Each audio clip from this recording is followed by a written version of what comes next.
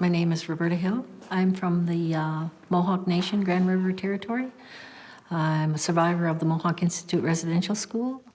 I was here as a student from 1957 to January 1961, and I came here with 6 of my family.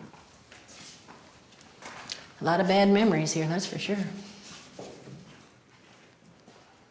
These are really familiar to me.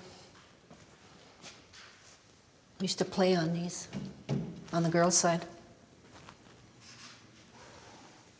I was playing down in the basement on the girls' side, and my mother had come up to the visiting area, and the little kids had said, "Your mother's here. Do you want to go see her?" And I ran, but when I got to the doorway over there, I froze right in front of the stairs and I couldn't move.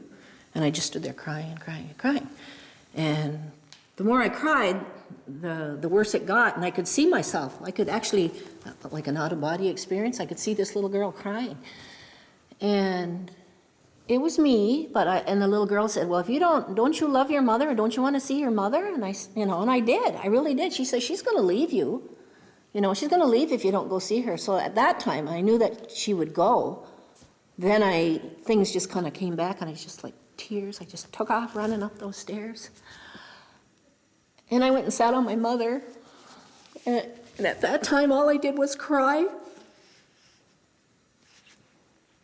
I just cried and cried. And it wasn't because I didn't want to see her. I loved her. It was just so hurtful to have to part with her again. Because my mother was, she was a really good mother,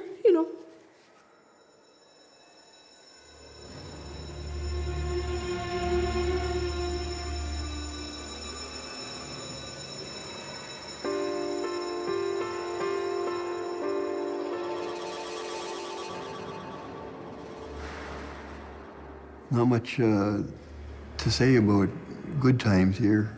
They're all overridden by the bad. The bad is enormous. There's a tremendous amount of evil that went on here. So the whole institution itself was run by fear. So it was very regimented, more like a military style. You lined up for everything. You lined up for your meals, you lined up to go to school, you lined up to go to church. It was just like that, follow that routine. And you would be okay if you followed and didn't break the rules, so you learn to follow the rules. I didn't have the freedom as a child or as a young teenager. I was always kind of under the supervision of somebody. But we got up about 6 o'clock and we were sent down to called the playroom. And it was always cold in the basement.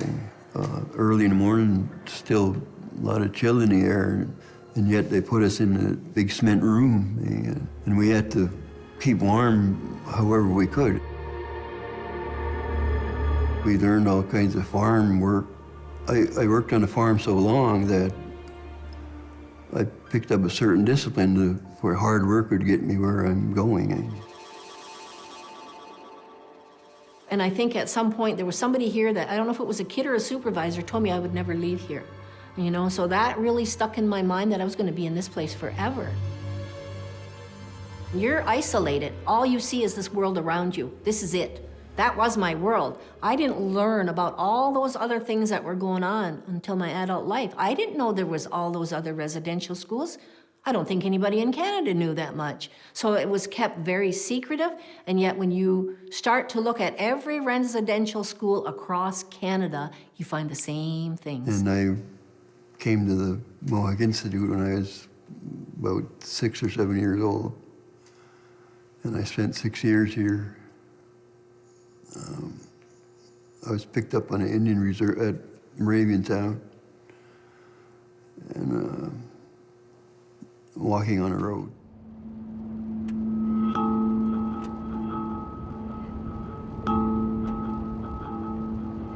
We were going to visit my grandmother one day, a nice July day back in 1955. There was 4 of us and 1 girl, my sister. And we came over that little rise over there and we were heading down here. And a black car pulled alongside of us. And we didn't know who it was at the time. the driver said, "Would you like a ride there?" We said no, we didn't know who they were. We kept on walking and they kept pace with us in their car. And they kept trying to get us to get in. And we refused for a couple hundred yards that way. And they offered us some ice cream and Jell-O at a restaurant in Thamesville. And I had ice cream. After we finished, we all loaded back up into the car, but they never went back the way they came. They went around, away from the reserve. I fell asleep, and I never woke up until we were coming up to the Mohawk Institute. But after I got old enough, I realized I was kidnapped. Like I said, my dad didn't know. The Department of Indian Affairs and the churches, they didn't care how they got the children here.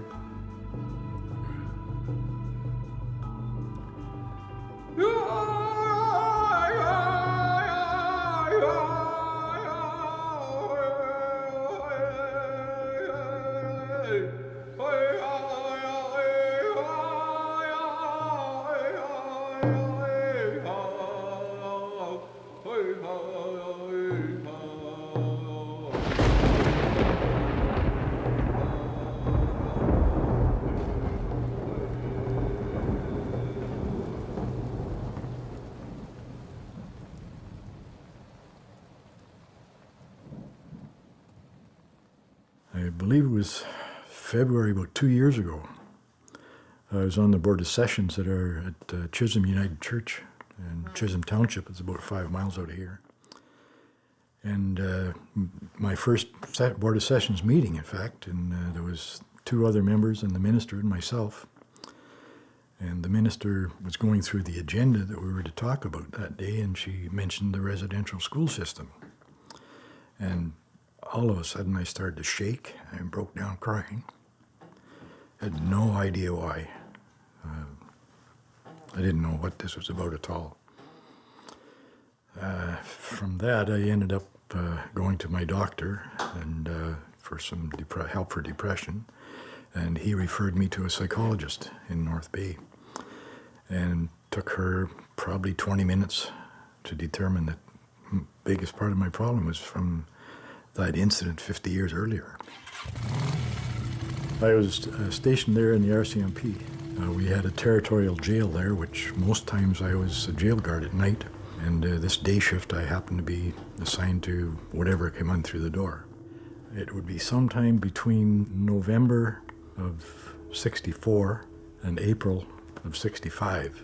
On a day shift, I was assigned to assist an agent from the residential school system to pick up 2 children from a family in Fort Smith of the Northwest Territories.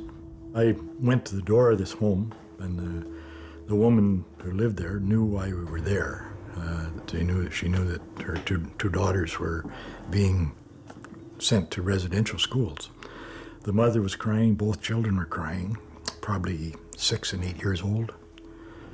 And I took the 6-year-old from her arms, actually, and turned them over to the agent. He jumped in his car and took off to the airport, and that was basically the end of it. I never saw them. I don't remember the children's names, but I'll never forget their cries.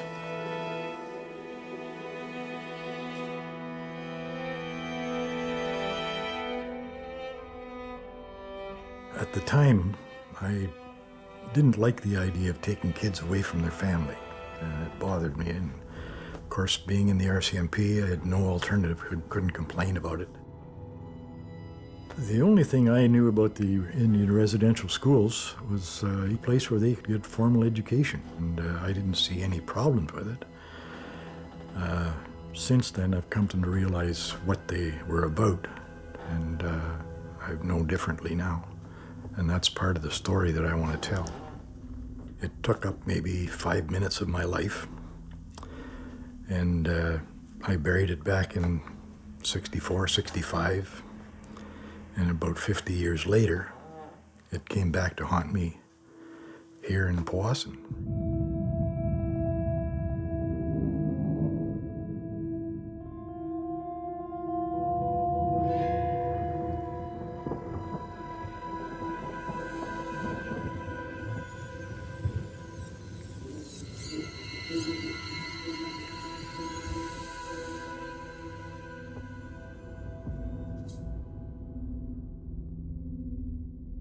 We were sitting at this very spot.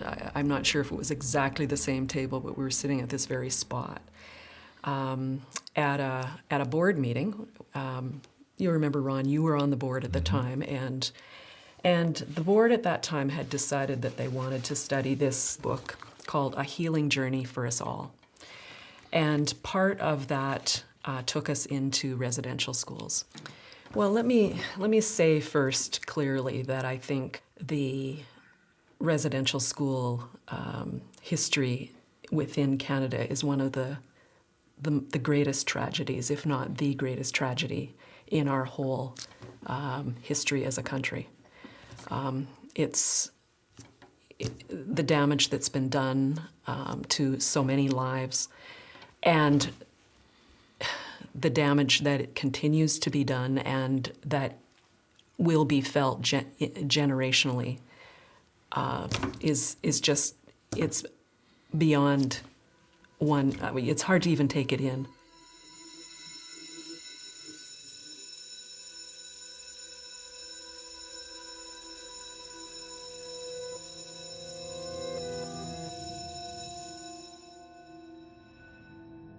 Residential schools are schools that were set up by the government of Canada, and there are other countries that have the same thing, but it was a policy that was put into place to bring as many Indigenous people as possible into these schools, to educate them into the European way of life, to take you away from your culture, your language, all your traditions, and that's what it's about. In order to sever those ties in your culture and your language, they had to separate children from families and communities. We wore uniforms, you all dressed the same, you had your hair cut the same, you were all one. And it was to assimilate us, to make sure we didn't have any Indian left in us when we finally left here.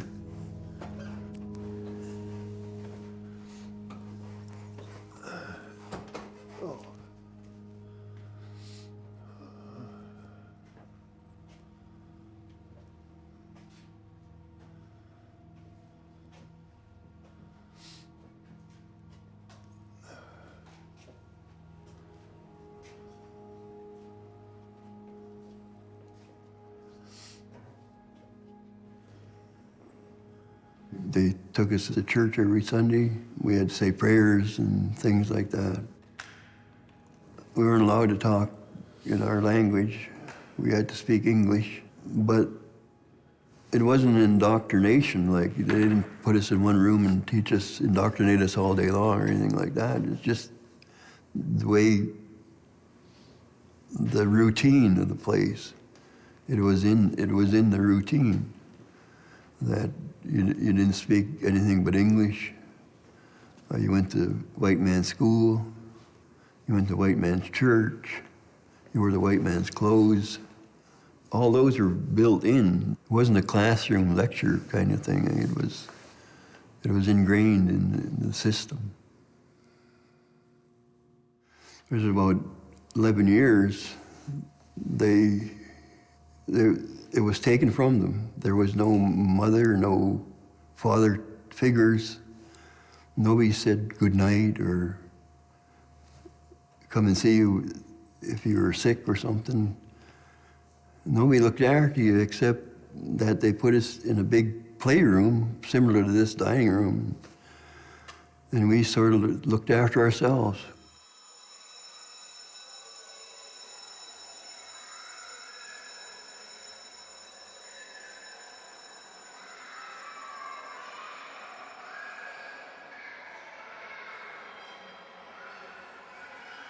What was going on across this country that so many children were being taken? So many children were being put into residential schools. And my thing is, if they were such a wonderful school, they were models, everybody should have had them. Non-Native, Europeans, everybody should have had a residential school. Not just one race of people. It's a very racist policy, you know. But that's what the intent was. It was to kill the Indian and the child, and pretty much they've done it.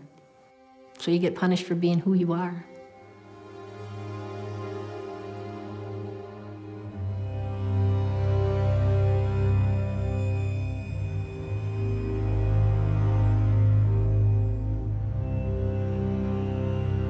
It's a school where you were punished for the least of infractions. Eh? The punishments were severe. And punishment for things you never did. You never did them. I don't think I ever did anything wrong that would deserve a strap, never. And yet you got it. You never knew it when you went over the line. They let you know by giving you a beating. Beating sounds so simple, but it was more than that. It was terror, eh, that accompanied each beating. Fort Albany, when you have children put in an electric chair for entertainment or for punishment, those are crimes against humanity. And yet, different things. And I've heard of other guys having electric currents. And they brought us into a place they called the press room, where most of the beatings went on, eh? And we went in there one at a time and got a good shellacking with a leather strap, eh? Like, everybody was afraid of it, but everybody knew they were going to get it sooner or later, eh? Just remember them crying. There was a lot of crying in this place, a lot of tears. And yet we find out it was like thousands upon thousands of children that were being abused. Despite the beatings and the ferocity of some of the beatings, we still defied the authority to run away.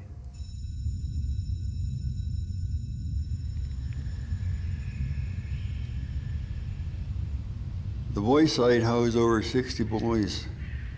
Despite this number, each of us were lonely beyond despair. From within, we each had our own battles to fight. We were lost, lonely, scared, and confused, but our biggest battle was to keep our secrets.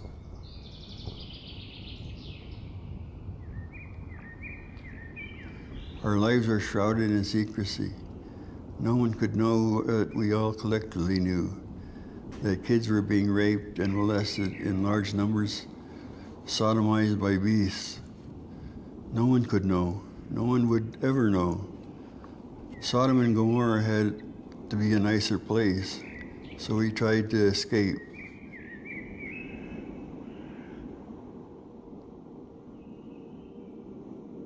A carnal sin, what irony. Those caught were ferociously and relentlessly beaten with the leather machinery belts carried by all the staff, including the principal, the cannon. Beaten until their screams echoed out to the yards and in among the barns, down the laneway and up the city streets. Beaten until there was silence. That was the scariest. Despite this, we ran away. I believe each of us tried to at least once to escape that boys' prison, the hellish place with demons all about.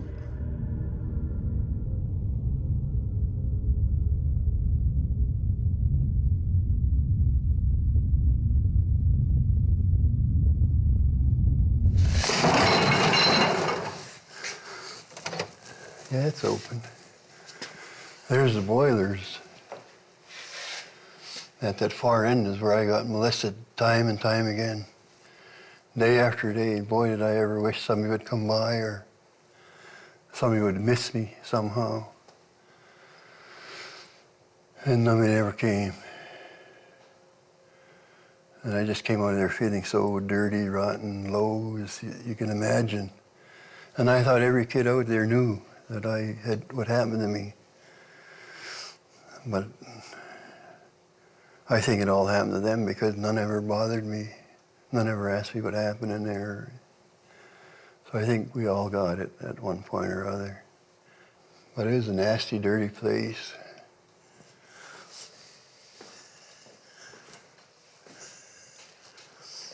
But here's where I got molested, right here. I remember standing against this wall there, and he had his way with me. And I was just about that high.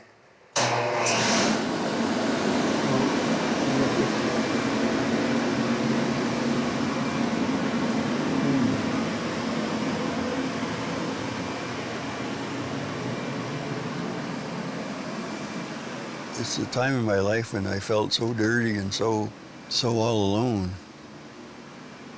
when he had me down in the boiler room and he took my clothes off. And I was just standing there, a little guy, just disgusted at what he was doing.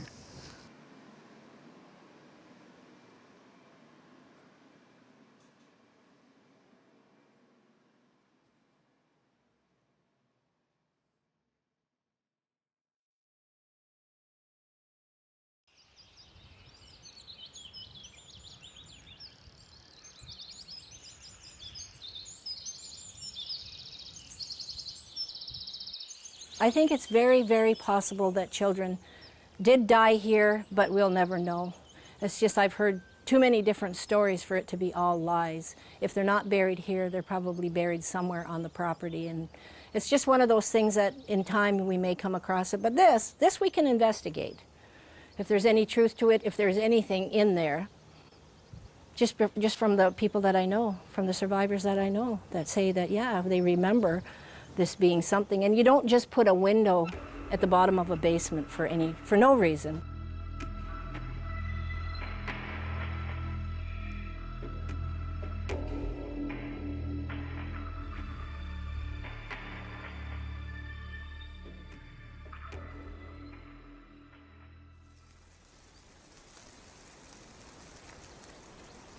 I like finding old friends, and Winnie is what I know her by from the residential school, the Mohawk Institute. When we first went in there, my sister and I were separated into groups, and I had one older girl that took me under her wing, and my sister Dawn, Winnie looked after her. Well, I don't, when I was there, I don't even remember going there. I don't even remember the people picking me up out of my home. I don't remember that. All I know, I was just there. So then I met this older person, this older girl. She kind of took care of me when I was growing up. And she told me when she's ready to leave, because she was in 12, 13, maybe 14, she said that she was going to ask her mother to come and get me and take me home to be her little sister. But that didn't happen because she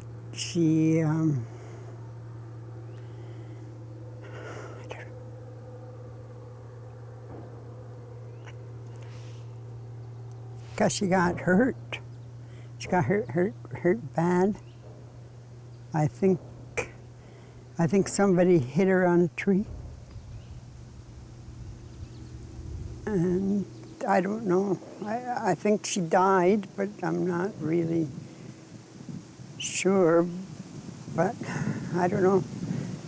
Well, anyway, I've been able to say in the last few years that they killed her. And I was there. I saw what happened to her.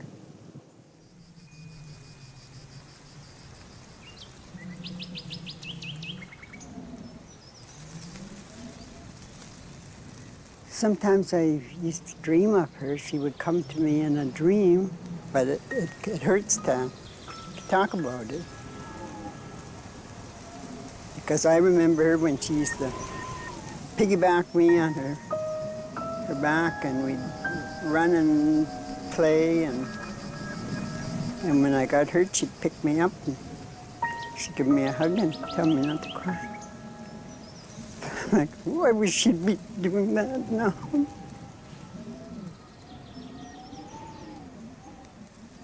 After they smashed her in the tree. You know that sound? Sometimes you can hear it on TV on the murder shows. That sound, that's a sound. Even if a glass breaks today, I'll scream. And then sometimes my family gets mad at me. I said, well, I can't help it. I said, it's the sound. It scares me and makes me yell loud like that.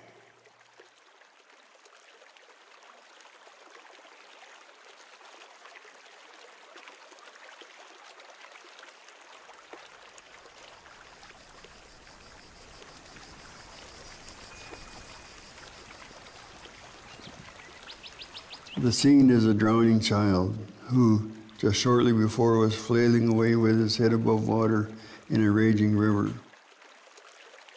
He can swim, but the river is swift and unrelenting. He slips under the surfaces, briefly trying to catch another life-saving breath, but he knows he's going under for good. What terror is wrought upon the child's mind, no one can imagine. Those thoughts will go down with him. The want to live is seen above, in the light on the surfaces of the river.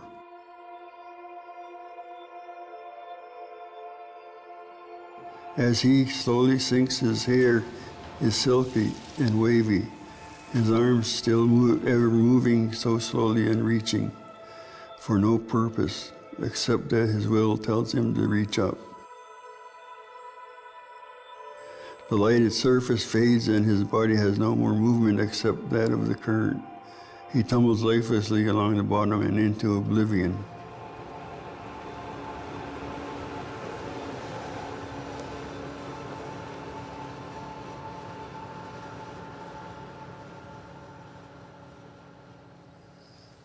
I left thinking that I'd come back one day and attack those people that attacked me. And they didn't just attack me, I think they attacked everybody. But I wrote a book called Dark Legacy, and ever since I wrote that book, I don't have this great desire to go back anymore and beat them up, eh? I haven't forgiven them, but they're not around to forgive. When I realized the effect that this type of government administration had on thousands of people in my time, it disgusts me that I'm a Canadian, and I always thought Canada was the greatest country in the world. And I'm ashamed to say I'm Canadian because of what my government has done.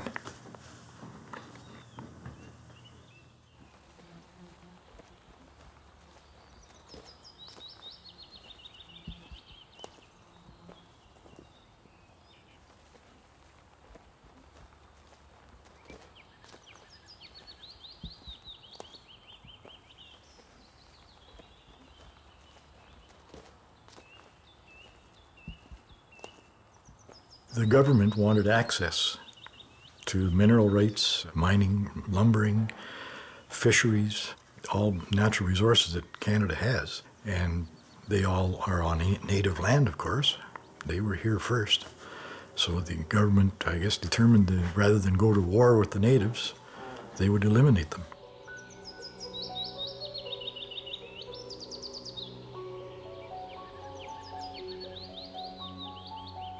And I know from my own experience, people that I've known, they were raised by whites in the residential schools, so when they were finished there, their parents didn't accept them because they weren't native. And the white community did not accept them because they were native. So these people, those 150,000 children, grew up in limbo with no roots, no background, and no place they could call home.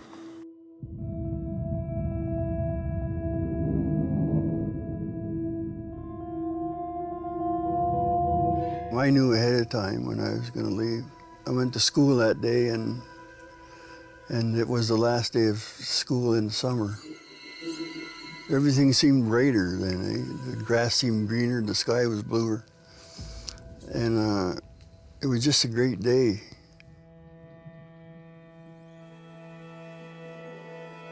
You come home and they're like, you're a stranger.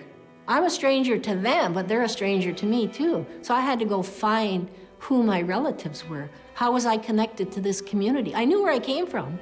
I did know that, but I just didn't know how I fit in. 150,000 people, or children, were taken from their families. And as a result of that, 7 generations of Native people grew up with no roots.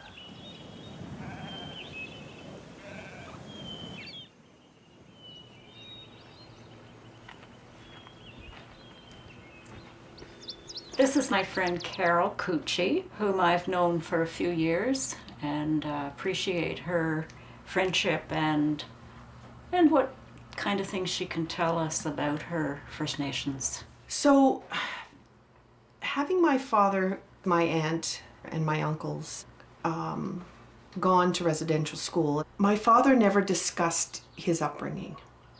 He was silent. The home that we lived in was silent around who he was and how he was raised. So prior to the age of 30, I had no idea or no understanding of what had happened to my family. And I knew that there was something up, like there was something wrong, but I didn't know what that was. When I was finding all of these things about residential school when I was 30, and my father had already passed away, my mother was still alive, and I started asking my aunt questions. I began to realize how strange everything was. And it began to see what those schools did and what the effect that we had and why my brothers and I had struggled so much with our emotional life. This was wrong. To take children away from their parents and herd them into a school against their will. It just blew me away. And then when you had the courage to stand up and say that this was wrong and that you knew it was wrong when it happened, instead of standing up and said, I witnessed this and it didn't look that bad, I can't tell you what that does for people. I really can't. And I don't care what bad things you might have done in your life, Ron. I know it wasn't a whole lot because you're a good person. They were erased by that. They were completely erased by that.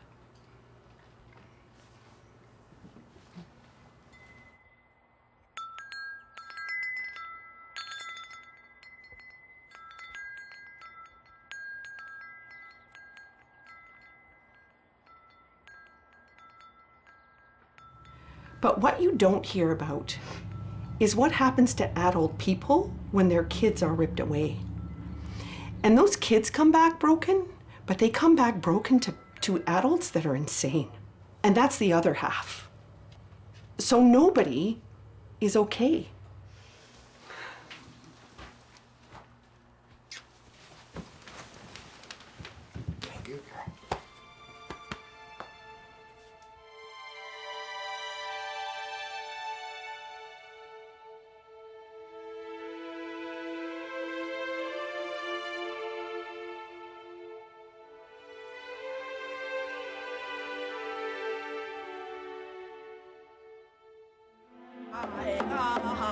I'd like to thank and ask all of the survivors to stand up for a moment and be here with us.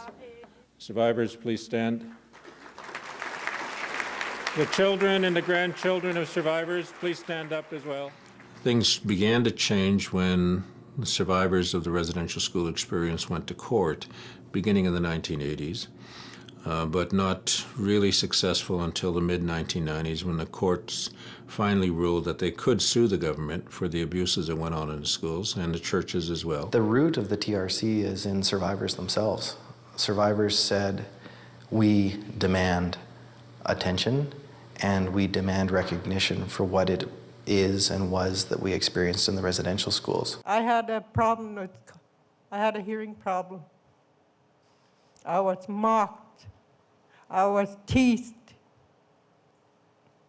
I was picked on. Sometimes I felt that I can't function. I was hurting so bad inside. But on the outside, especially for my children, I tried to be strong. We were the recipient of their most private moments in their life often. And we as listeners had to be there for them, because we weren't just representing the commission, we were actually representing the hearing of the entire country.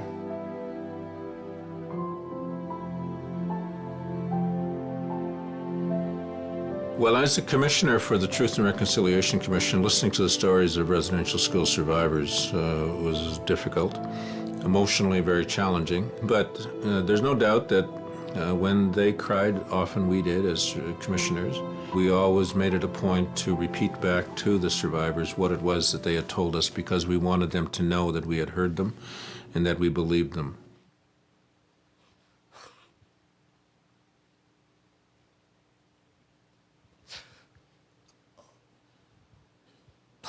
Before anything happened to me, I want to apologize to my family for what I put them through.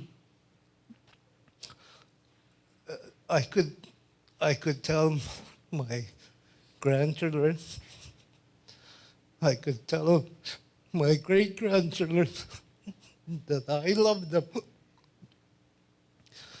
But with my own children, I can't. It hurts. It hurts me to think about what I missed. It was a very emotional time, because the more you got into it, the more things started to come up about residential school that you would start to remember, and then you'd listen to everybody, and it was a very, very difficult time. So I was involved right from when the lawsuit started. So the Truth and Reconciliation Commission of Canada was asked to assist the survivors to move from an era of being victims of the residential school experience to becoming involved in a process of establishing a better relationship with the government and with the churches. The story of the truth of residential schools in this country is a story about the resilience of children. They have supported me in this work, but at great loss to the relationships we could have had, and which we will now try to recapture.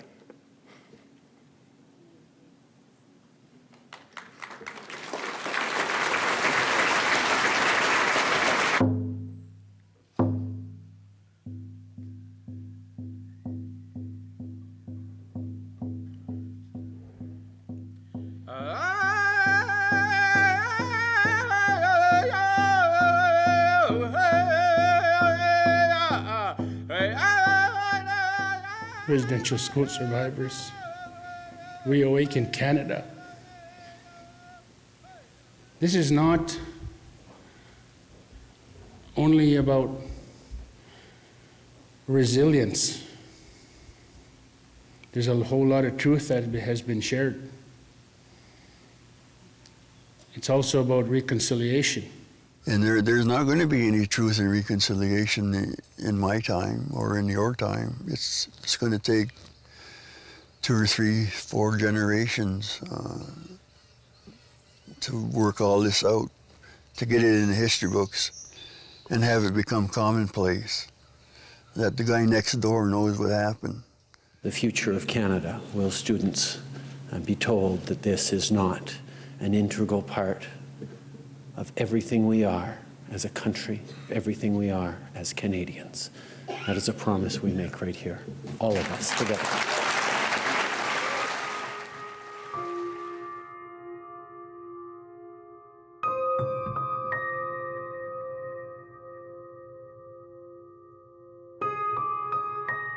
It was the closing ceremonies of the Truth and Reconciliation Commission. Had a 5-kilometer walk from Gatineau, Quebec to the City Hall in Ottawa. There was approximately 7,000 people participating. Many natives, many non-natives. There was different church groups, civic groups, and people just bringing their families out to participate and support the native communities. By the time the Commission's work ended, almost 7 years later, that we had established the credibility of the Commission, not only in the eyes of survivors, but in the eyes of the country.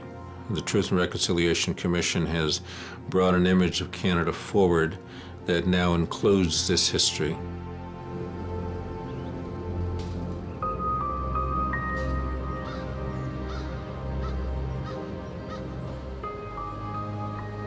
The National Center for Truth and Reconciliation was created by the Truth and Reconciliation Commission in order to preserve all of the materials that were collected under the mandate of the TRC.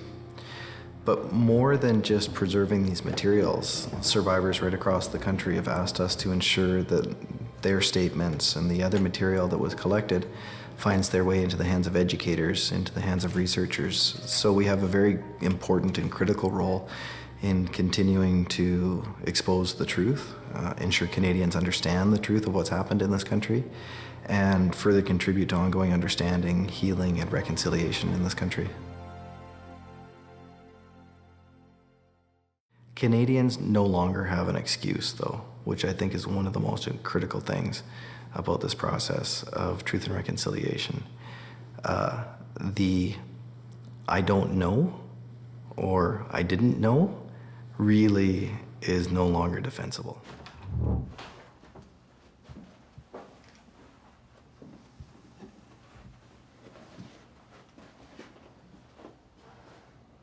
It's a strap that was found hidden in a wall of a building that was torn down in community in the Couchiching First Nation. And the fellow who found it actually remembers being hit by this strap. And it was hidden in the wall of the building. And the community phoned us and asked us what they could do with it and what they should do with it. Is certainly the harshest artifact that we've come across, and sadly you can see that it has what appears to be bloodstains on the end of it. And you can see that the survivor who found it wrote when he was on at the school there. So that was his years of imprisonment at the school, where things like this were used on children. Across the back, you know, and being almost collapsing to the ground and then somehow finding the strength to push themselves up again, only to get cracked across the back again. That was the beating side of things. And we've heard lots of stories. There's lots of oral history on the center site. Kids being hit on the ears and their eardrums being exploded and then having permanent damage to their ear, you know, or reoccurring ear infections because of the damage that was done and not healing, having hearing loss as a result of it. Lots of broken fingers, lots of broken hands, broken ribs, kids being thrown downstairs. You know, one of our friends who attended a residential school here in the province saw her friend get thrown down a flight of concrete stairs. Just young girl, you know, 8 years old, just poof down the concrete stairs. So it's pretty ugly history, you know, and all of it done on kids. All of it done on kids. All of it done on kids.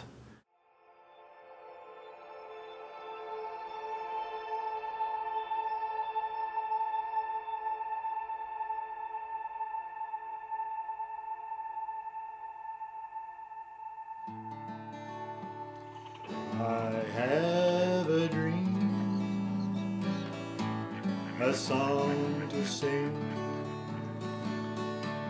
to help me cope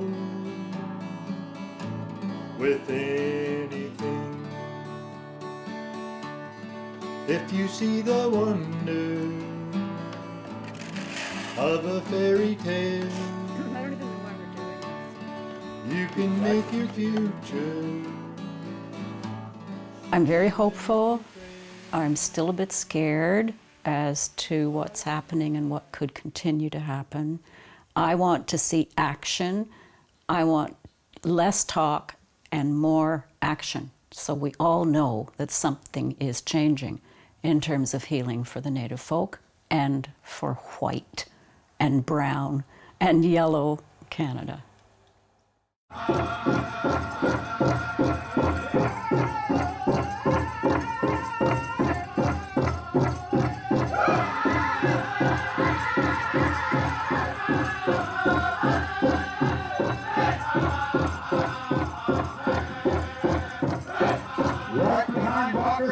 stage, we have a hitman dancer.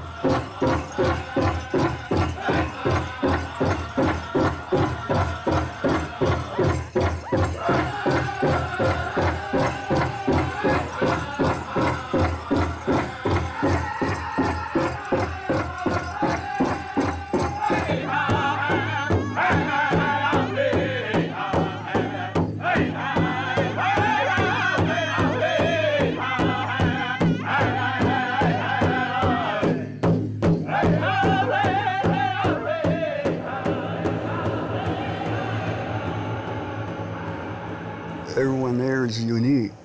They're expressing their culture and the good and genuine things about it. The color, the outfits, the dances, the songs.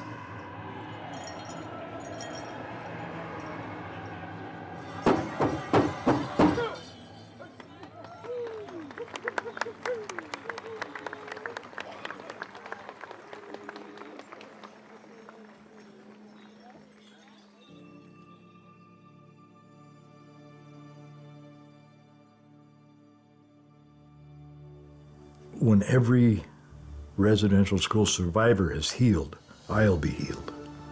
And that's how it would affect me. Until they're healed, I won't be. And I'll keep talking to anybody who will listen.